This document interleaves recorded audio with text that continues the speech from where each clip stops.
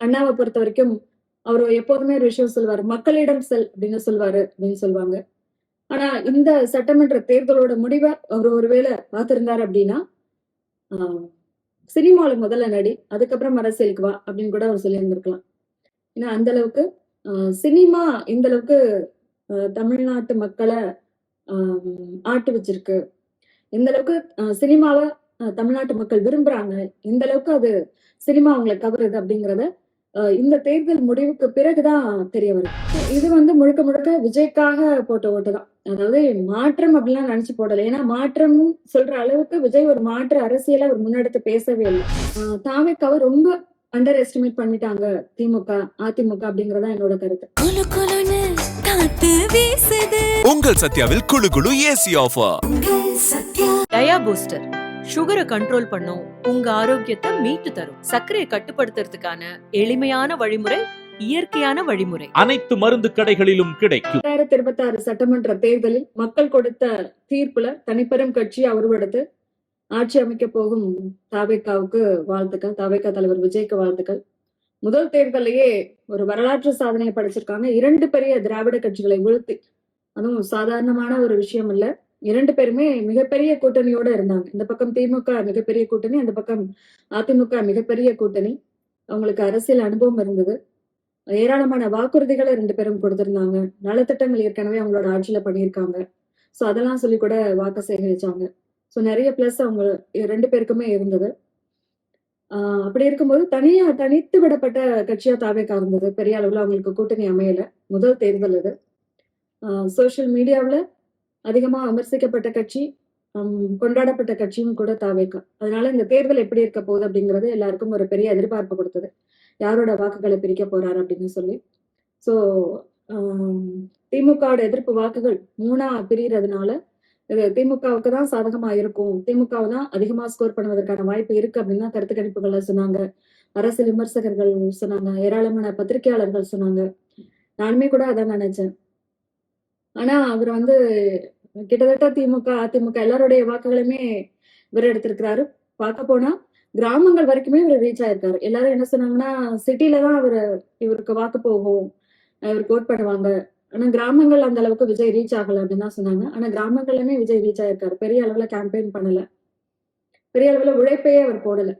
அவருக்கு வந்து அரசியல் அனுபவம் இல்லை அப்படிங்கிறது ஒண்ணு. பெரிய அளவுல உழைப்ப போடல. தொடர்ந்து அவரோட பிரச்சாரத்தை ரத்து பண்ணிட்டே இருந்தாரு. ஒரு 6-7 இடத்துலதான் அவர் வந்து கேம்பெயின் பண்ணாரு. மத்தவங்க எல்லாரும் அவங்களோட உழைப்பை கொட்டுனாங்க. அவருக்கு நேர் எதிராக தான் விஜய் செயல்பட்டாரு கேம்பெயின்ல. வேட்பாளர்களே அவர் பெருசா வந்து அறிமுகப்படுத்தல. அந்த மாதிரிதான் இருந்தாரு. ஒரு சில இடங்கள்லாமே அவர் பேசினாலும் கூட 2-3 நிமிஷம் தான் பேசினாரு. சோ அப்படிப்பட்ட ஒரு கட்சி இன்னைக்கு தனிப்பெரும் கட்சியா உருவெடுத்திருக்கு அப்படிங்கிறது ஒரு பெரிய விஷயமா தான் பார்க்கப்படுது. அண்ணாவை பொறுத்த வரைக்கும் அவர் எப்போதுமே ஒரு விஷயம் சொல்லுவாரு, மக்களிடம் செல் அப்படின்னு சொல்லுவாரு அப்படின்னு சொல்லுவாங்க. ஆனா இந்த சட்டமன்ற தேர்தலோட முடிவை அவர் ஒருவேளை பார்த்திருந்தாரு அப்படின்னா, சினிமால முதல்ல நடி, அதுக்கப்புறம் அரசியலுக்கு வா அப்படின்னு கூட அவர் சொல்லியிருந்திருக்கலாம். ஏன்னா அந்த அளவுக்கு சினிமா இந்த அளவுக்கு தமிழ்நாட்டு மக்களை ஆட்டு வச்சிருக்கு, எந்த அளவுக்கு சினிமாவை தமிழ்நாட்டு மக்கள் விரும்புறாங்க, எந்த அளவுக்கு அது சினிமா அவங்களை கவருது அப்படிங்கிறத இந்த தேர்தல் முடிவுக்கு பிறகுதான் தெரிய வருது. ஏன்னா என்னதான் மாற்றம் அப்படின்னு சொன்னாலும் கூட விஜய்க்காக தான் ஓட் பண்ணிருக்காங்க அப்படிங்கிறது தெளிவா தெரியுது. ஒரு மாற்றம் வேணும் அப்படின்னு நினைச்செல்லாம் அவங்க வந்து ஓட் பண்ணல. ஏன்னா நிறைய பேருக்கு அரசியல் தெரியல, குழந்தைங்களுக்கு அரசியல் தெரியல, இருந்தாலும் குழந்தைங்களுக்காக போட்டேன், என்னோட பேரம் பேத்தி கேட்டுச்சு அதுக்காக போட்டேன் அப்படின்னு சொன்னவர்கள் நிறைய பேர் இருந்தாங்க. சோ அவங்க அப்புறம் சும்மா போட்டேன், நான் போட்டா வந்து விஜய் ஜெயிச்சிருவாரு, அதனால சும்மா போட்டேன், எப்படி இருந்தாலும் இந்த தேர்தல்ல திமுக ஜெயிச்சிரும், இல்ல அதிமுக ஜெயிச்சிரும், அதனால விஜய்க்காக சும்மா போட்டு பார்த்தேன் அப்படின்னு சொன்னவங்க நிறைய பேர் இருந்திருக்கிறாங்க. நடுநிலையாளர்களும் ஓட் பண்ணியிருக்கிறாங்க. அதனால பெரிய அளவுல விஜய் தனிப்பெரும் கட்சியா உருவெடுத்திருக்கிறாரு அப்படின்னா, இவங்க எல்லாருமே மாற்றம் வேணும் அப்படின்னு நினைச்சு போட்டவங்க கிடையாது. இந்த மாதிரி நான் சொன்ன மாதிரி போட்டவங்க இதுல அதிகம் பேர் இருக்கலாம். அப்படி மாற்றம் வேணும் அப்படின்னு நினைச்சிருந்தா இன்னும் அவருக்கு முன்னாடியே வந்தவர்கள் இருக்காங்க, பல வருஷமா போராடக்கூடியவர் இருக்காங்க, நாம் தமிழர் இருக்கு, சீமான் இருக்கிறாரு.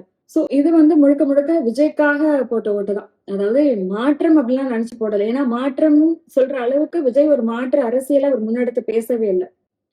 அவரு பேசின விஷயங்கள் எல்லாமே திமுகவை திட்டி தான் பேசியிருந்தாரு. இன்னொன்னு அவரோட தேர்தல் வாக்குறுதிகள் எல்லாமே அதிமுக கொடுக்கக்கூடிய அந்த வாக்குறுதிகளா தான் இருந்தது. கிட்டத்தட்ட அத முக்கால்வாசி திமுக சொல்லக்கூடிய அதே தேர்தல் வாக்குறுதிகள், அதிமுக சொன்ன அதே ஒரு கடந்த காலங்கள்ல அவங்க செஞ்ச அதே நலத்திட்டங்களை தான் அவர் பேரை மாத்தி தன்னோட தேர்தல் வாக்குறுதிகளை அவர் கொடுத்திருந்தாரு.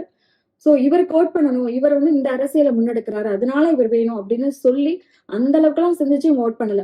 விஜய் பிடிக்கும், அவரோட சினிமா பிடிக்கும், அவரோட படங்கள் பிடிக்கும் அப்படின்னு சொல்லிதான் நிறைய பேர் ஓட் பண்ணிருக்காங்க. எது எப்படியோ ஆஹ் விஜய்க்கு வந்து வாழ்த்துக்கள். என்னை பொறுத்த வரைக்கும் தாவேக்காவை ரொம்ப அண்டர் எஸ்டிமேட் பண்ணிட்டாங்க திமுக, அதிமுக அப்படிங்கறதா என்னோட கருத்து. ஏன்னா திமுகவை பொறுத்த வரைக்கும் ஸ்டாலினும் சரி, உதயநிதியும் சரி, அதே போல திமுக இருக்கக்கூடிய 2ஆம் கட்ட தலைவர்கள் கூட தாவேக்காவினர் குறிப்பா விஜய் வைக்கக்கூடிய குற்றச்சாட்டுக்கு நேரடியா அவரோட பேர் சொல்லி எந்த பதிலடியுமே கொடுக்கல. அதுக்கு முக்கியமான காரணம், அப்படி நம்ம விஜய் நம்ம நேரடியா தாக்கணும் அப்படின்னா அவர் வளர்ந்துருவாரு. இப்ப கடந்த காலங்கள்ல வந்து எம்ஜிஆர் ரொம்ப பெருசா வளர்ந்தார் அப்படின்னா, அப்போ அவருக்கு நிறைய குடைச்சல் கொடுத்தாங்க, நிறைய தொல்லை கொடுத்தாங்க திமுக ஆட்சியில். அதனாலதான் அவர் வந்து வளர்ந்துட்டாரு அப்படி விமர்சனம் பண்றவங்க இருக்கிறாங்க. சோ அந்த மாதிரியான ஒரு தவறுகளை வந்துட்டு நம்ம பண்ணக்கூடாது, அவரை வந்து பெரிய ஆள் ஆக்கிடக்கூடாது, அதனால நம்ம சைலண்டாவே இருக்கிறதா நல்லது அப்படின்னு முடிவெடுத்துதான் கரூர் விஷயமா இருக்கட்டும், பாக்கி எதுவா இருக்கட்டும், திமுக எந்த நேரத்திலுமே வந்து தாவேக்கா விமர்சனம் பண்ணவே இல்லை.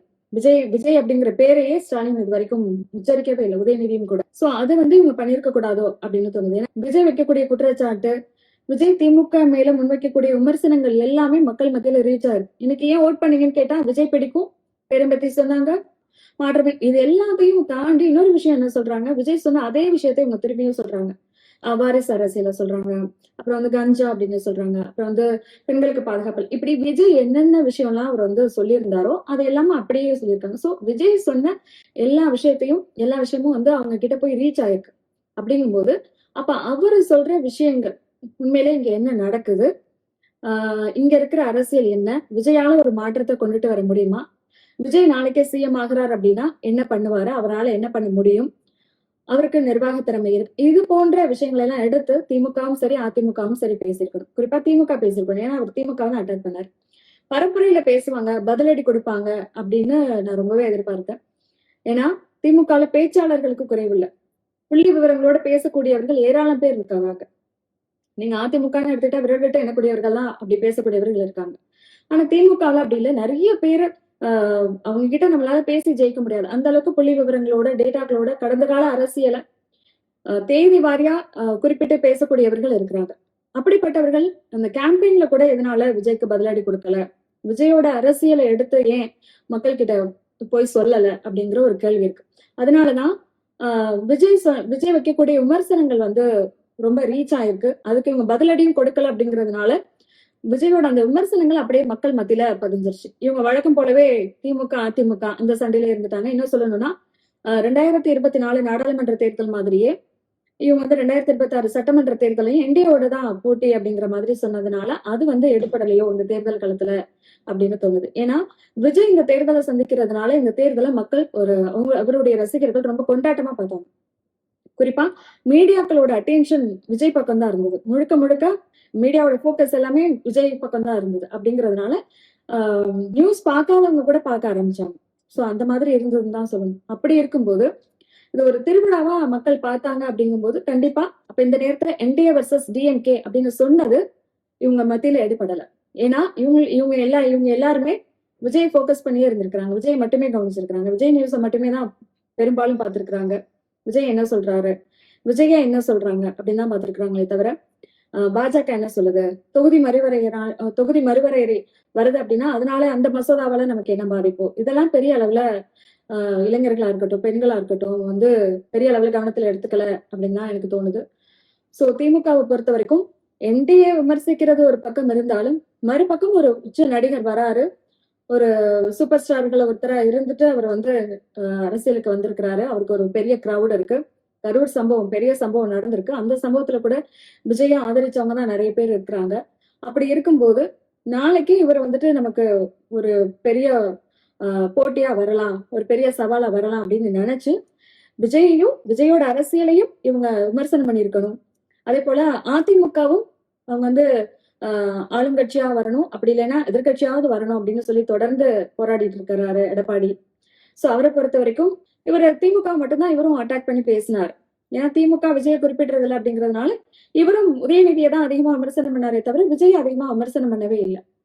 சோ இவங்க 2 பேருமே மாறி மாறி விமர்சனம் பண்ணதுனால தாவேகா ஸ்கோர் பண்ணிருச்சோ அப்படிங்கிற ஒரு கேள்விதான் வருது இந்த ரிசல்ட் எல்லாம் பார்க்கும்போது. சோ தாவேகாவோட அரசியல், அவங்க என்ன பண்றாங்க, அவங்களோட கேண்டிடேட் எல்லாம் யாரு, அவங்களோட பேக்ரவுண்ட் என்ன, இதெல்லாம் எடுத்து பேசியிருக்கணும். அது கொஞ்சம் மக்கள் மத்தியில ரீச் ஆயிருக்கும் அப்படிங்கறதான் என்னோட கருத்து. இந்த தேர்தல் முடிவுக்கு பிறகு ஸ்டாலின் அவர்கள் அவருடைய முகநூல் பக்கத்துல ஒரு பதிவு போட்டிருக்கிறாரு. மக்கள் தீர்ப்பை தலைவணங்கி ஏற்கிறேன், வெற்றி பெற்றவர்களுக்கு வாழ்த்துக்கள் அப்படின்னு சொல்லியிருக்கிறாரு.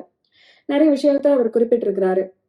எனக்கு வாக்களித்த மக்களுக்கு நன்றி அப்படின்னு சொல்லியிருக்கிறாரு. அப்புறம் முக்கியமா அவர் சொன்ன ஒரு விஷயம் ரொம்ப ஒரு பெயினா இருந்தது.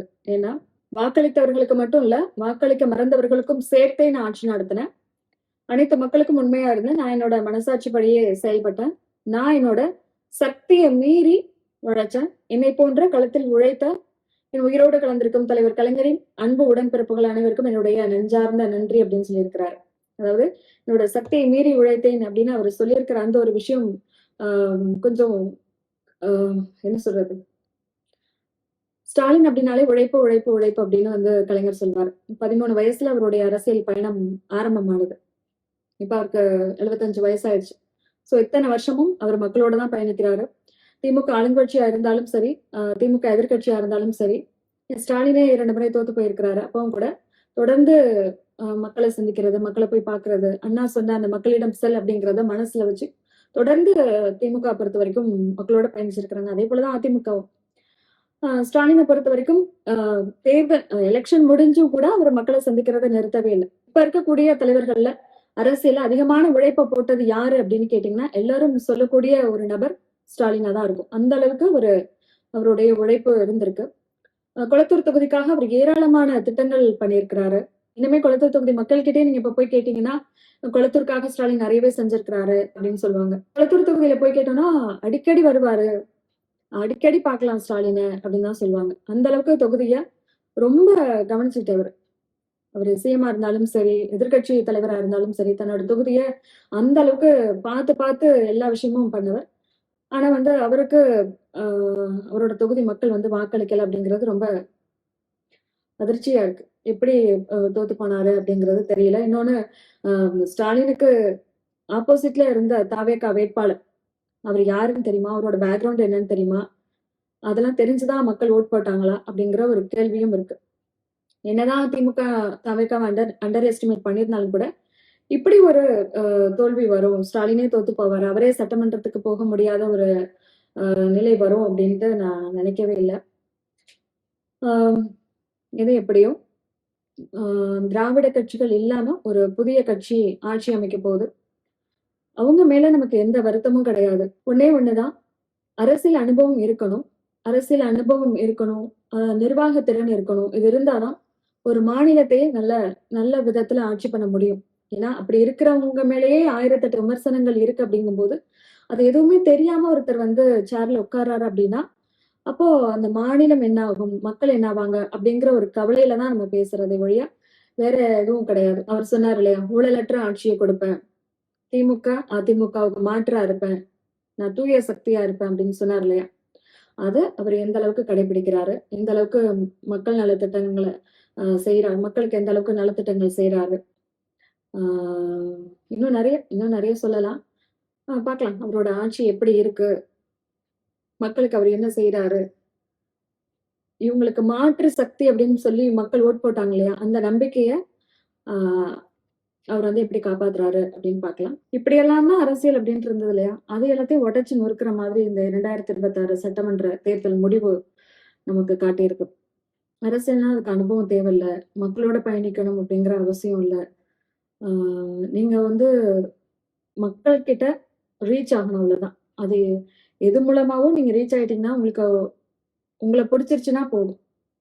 அப்படி இருந்து நீங்க ஒரு அரசியல் கட்சி ஆரம்பிக்கிறீங்க அப்படின்னா நிச்சயமா உங்களுக்கும் ஆள்வதற்கான ஒரு தகுதியை மக்கள் கொடுப்பாங்க அப்படிங்கறத அந்த அரசியல் காட்டியிருக்கு. நீங்க சினிமாவில ஒரு பெரிய சூப்பர் ஸ்டாரா இருக்கலாம், இல்ல இன்ஸ்டால பெரிய நிறைய ஃபாலோவர்ஸ் வச்சிருக்கலாம். எது எப்படியோ மக்கள் கிட்ட நீங்க ரீச் ஆயிட்டீங்க அப்படின்னாலே போதுமானது. மக்களோடயே பயணிக்கணும், மக்களை வந்து நேர்ல சந்திக்கணும், ஒரு பாதிப்பு ஏற்பட்டுச்சுன்னா மக்களை நேரடியா போய் பார்க்கணும், அதுக்கெல்லாம் அவசியம் கிடையாது. உழைப்பு கொட்டணும் அப்படிங்கிற அவசியம் கிடையாது. இப்போ இவ்வளவு நாள் வரைக்கும் எல்லாரும் உழைப்புன்னு உழைப்ப போய் கொட்டுறாங்க இல்லையா? கேம்பெயினா இருந்தாலும் சரி, மத்த எல்லா டைம்லயுமே சரி, மக்களோட தானே டிராவல் பண்றாங்க இந்த அரசியல்வாதிகள். சோ அது வந்து அவசியம் கிடையாது. வீட்டுக்குள்ள இருந்துட்டே கூட நம்ம ஜெயிக்கலாம் அப்படிங்கிறத இந்த அரசியல் காட்டியிருக்கு. சோ இனிமே வரக்கூடிய அரசியல் எப்படி இருக்கும் அப்படிங்கிறது தெரியல. மற்ற அரசியல்வாதிகளும் இதை ஒரு முன்னுதாரணமா எடுத்துப்பாங்க. சோ மக்களோட டிராவல் பண்றது அப்படிங்கிறது கொஞ்சம் கொஞ்சமா இனிமே குறைய ஆரம்பிக்கும் அப்படின்னு நினைக்கிறேன். இனிமே சோசியல் மீடியாவுல இருக்கிறது, அது மூலம் அதுல இருந்தே அது மூலமாவே மக்கள் கிட்ட ரீச் ஆகுறது, அந்த மாதிரி அரசியல்வாதிகளோட களப்பணிகள் கொஞ்சம் கொஞ்சமா குறைய ஆரம்பிப்பதற்கான வாய்ப்புங்கிறது இருக்கு.